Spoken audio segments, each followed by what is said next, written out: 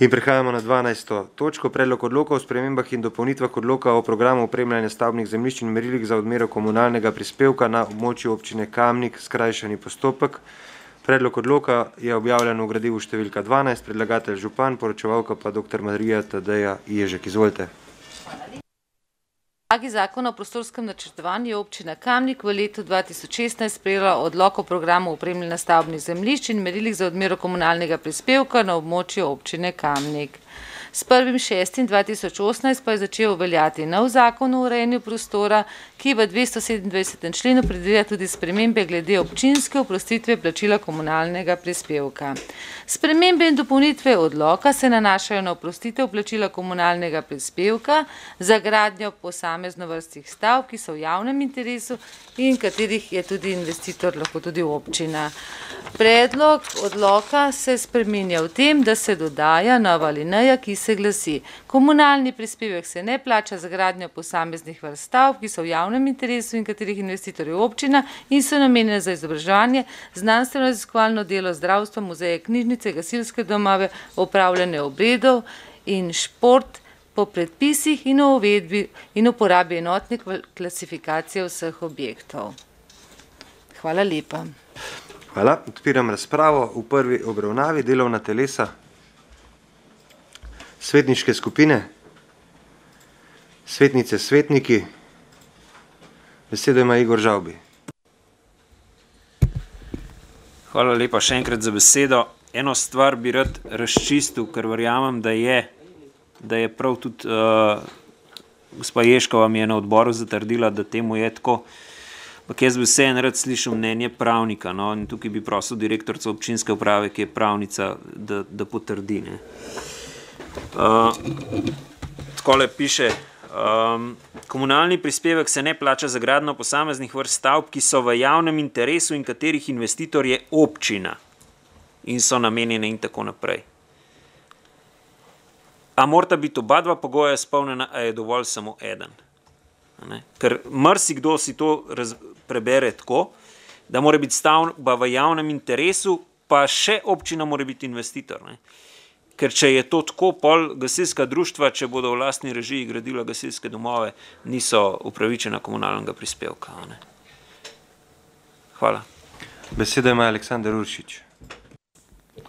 Ja, hvala za besedo. V bistvu mi je Igor vzel vprašanje, ker se pridružujem temu. No. Kaj pomeni, če je investitor ni občina za katerokoli teh v bistvu stavb? Tako kot je že on povedal, gasilsko društvo bo investitor ali bo upravičeno ali ne. Hvala. Hvala. Besedo ima poročevalka Marija Tadeja Ježek. Dan.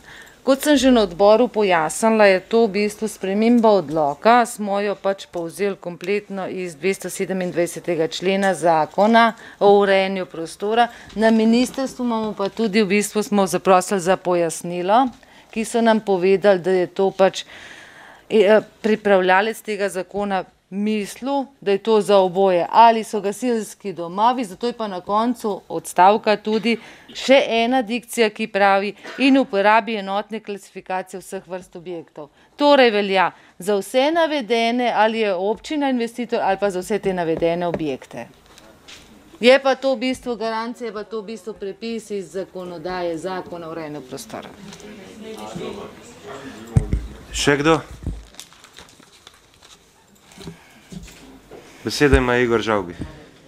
Ja, jaz bom tukaj zdaj dal en predlog. Jaz se spomnim, ko se je ne zadnjič, ampak predzadnjič, ko sta se popravljala statut in pa poslovnik občinskega sveta. Takrat je bilo strani Ministrstva za javno upravo predlagano, da stvari, ki jih ureja zakonodaja, da se v dokumente vpiše tako, kot je urejeno v zakonu, oziroma tako, kot piše v zakonu. Zato zdaj ne vem, zakaj rabimo to pisati posebej v odlok, če imamo to urejeno v zakonu, ker bi lahko enostavno napisali tako, kot piše v zakonu, ali tako kot, zdaj ne vem točno, no, kako je treba zapisati, ampak mislim, da me vsi razumete, o čem govorim. Hvala. Hvala. Preden zaključam razpravo, bi dal besedo še enkrat Mariji Tadeji Ježek. Izvolite. Hvala lepa.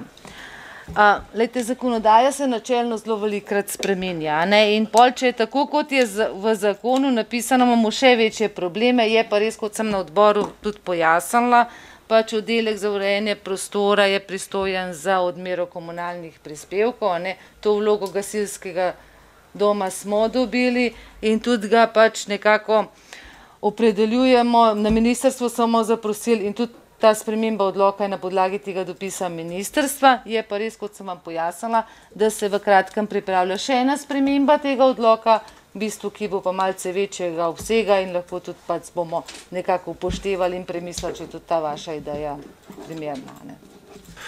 Hvala. Zaključujem razpravo. V prvi obravnavi glasovali bomo o predlaganem sklepu. Občinski svet občine Kamnik sprejme odlok o spremembah in dopolnitvah odloka o programu opremljanja stavbnih zemljišč in merilih za odmero komunalnega prispevka na območju občine Kamnik v prvi obravnavi. Glasujemo.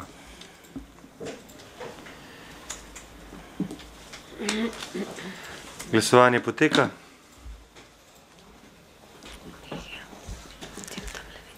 Zaključujem glasovanje. Za je glasovalo 21 svetnic in svetnikov, proti nihče. Ugotavljam, da je sklep v prvi obravnavi sprejet in prehajamo na drugo obravnavo. Odpiram razpravo.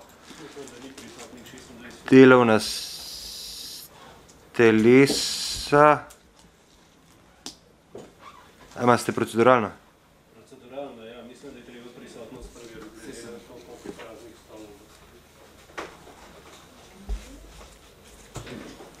Ok. Potem preverjamo sklepčnost. Prosim, če pritisnete zeleno tipko.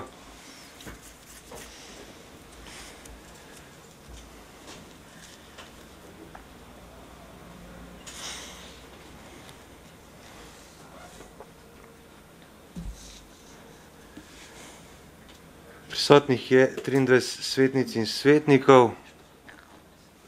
To pomeni, da ponavljamo glasovanje v prvi obravnavi.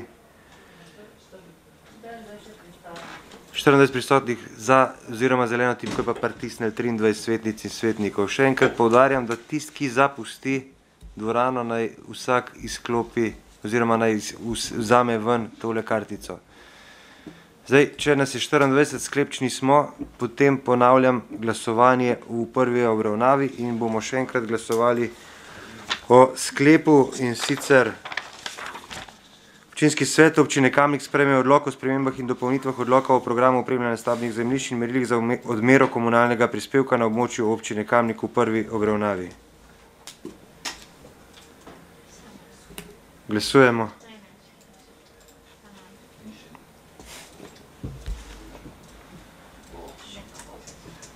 Glasujemo.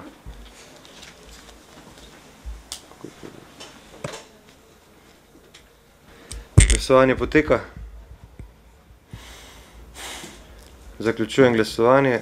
Za je glasovalo 23 svetnic in svetnikov, proti nihče. Ugotavljam, da je sklep sprejet. In točka zaključena. Nikoli pa ni šlo, pač vedno je bilo soglasno potrjen brez glasu proti. Tako da jaz predlagam, da nadaljujemo s sejo in zdaj je jasno, da nas je 23 v dvorani. Oziroma zdaj že 24. Nekdo je pa pač prej pozabil ven vzeti.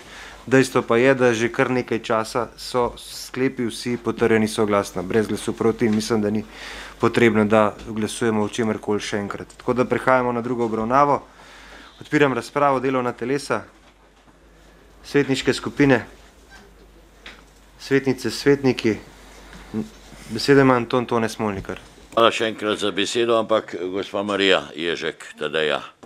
Še vedno ne razumem, če zasebni investitor pride graditi vrtec ali hotel, pa ima občina interes, kaj je z njegovim komunalnim prispevkom? Hvala. Prosim za obrazložitev. Aha, se pravi čujem. Besedo ima Sandi Uršič. Ja, v bistvu prej sem zmotil proceduralno, jaz sem videl, da je prisotnih 26 po praznih stolih, sem pa videl, da jih več manjka, zato ni bila vprašanje sklepčnost, tako da ni bilo, sam na prisotne sem upozoril. Besedo ima Marija Tadeja Ježek.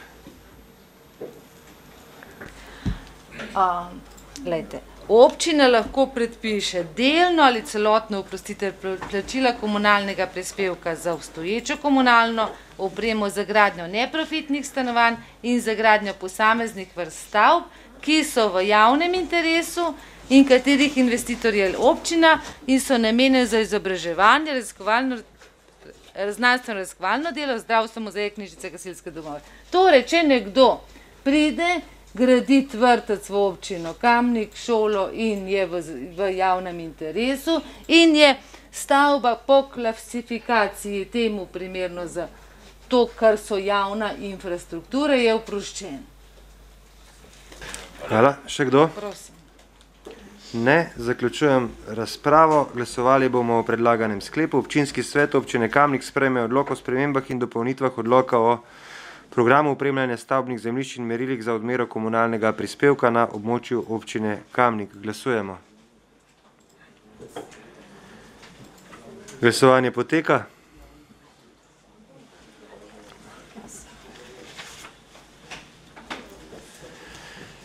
Zaključujem glasovanje. Za je glasovalo 24 svetnic in svetnikov, proti nihče. Ugotavljam, da je sklep sprejet in točka zaključena.